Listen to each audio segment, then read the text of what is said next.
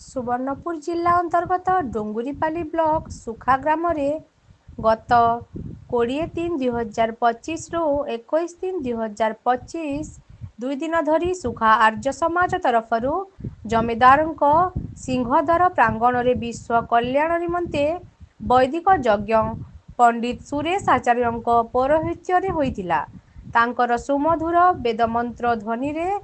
आखपाख शांतिर वातावरण सृष्टि होइतिला। संध्या समय ओटीवी सर्वे भवन्तु सुखिनः कार्यक्रम वैदिक प्रवक्ता पंडित वीरेंद्र कुमार पंडांकर वेद प्रवचन कार्यक्रम करा जायतिला एवं एही वेद प्रवचन कार्यक्रम पूर्वरु वैदिक भजन कार्यक्रम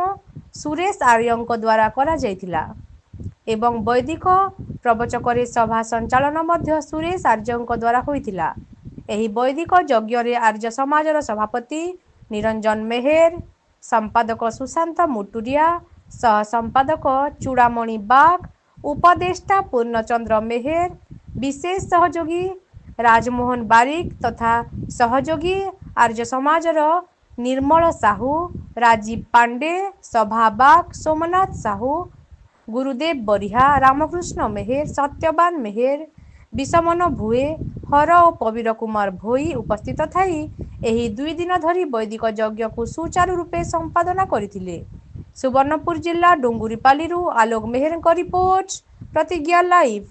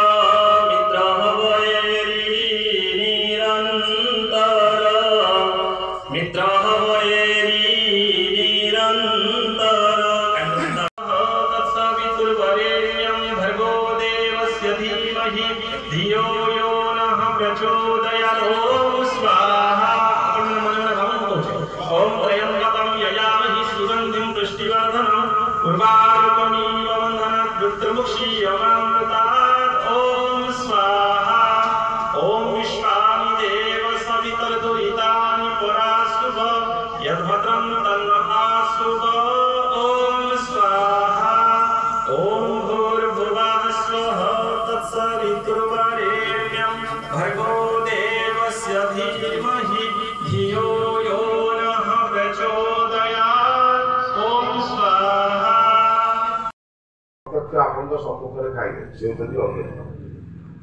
आप घी देले से ग्रहण करे ना कौन कहू नाम यज्ञ बोली कहू जो खाଇବା पीवा हुए लोक को भोजन दि जाए से कौन कहू अन्न यज्ञ हो जो आप देखिए जो ज्ञान चर्चा हो आलोचना हो प्रवचन हो लोक कौन कहते ज्ञान यज्ञ हो आम द्रव्य यज्ञ कले देव यज्ञ कले देवता को उद्देश्य घृताहुति देले कहती यज्ञ मुझे पचार सत कहे जो मैंने बसे नमस्त हूँ संसार में जिते देवता अच्छा ठाकुर अच्छा मंदिर में जो प्रभु मैंने अच्छा से प्रसाद खाती आम समर्पण करूँ नहीं आसू पिला बाटी दू निजे खाई दू जहाँ कि करूँ के खाती 12टा कदली देले 12टा को 12टा फेर ना 11:30 फेर खाती ना निश्चित नुहे देवता माने प्रसाद खाती ना एक निश्चित ना भूल अच्छी आया एकमात्र देवता खान जहाँ देवे प्रत्यक्ष आपण सम्मुखें खाइबे से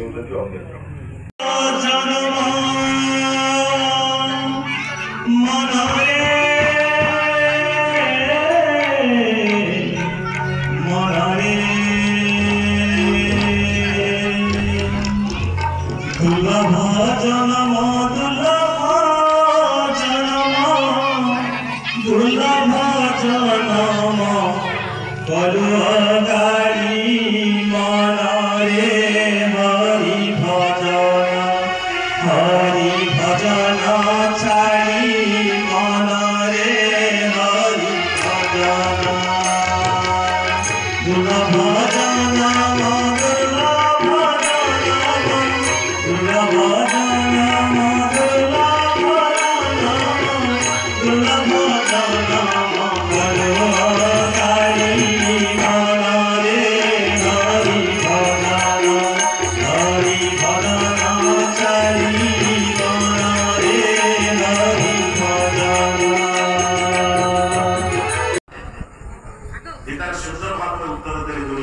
ପ୍ରଶ୍ନ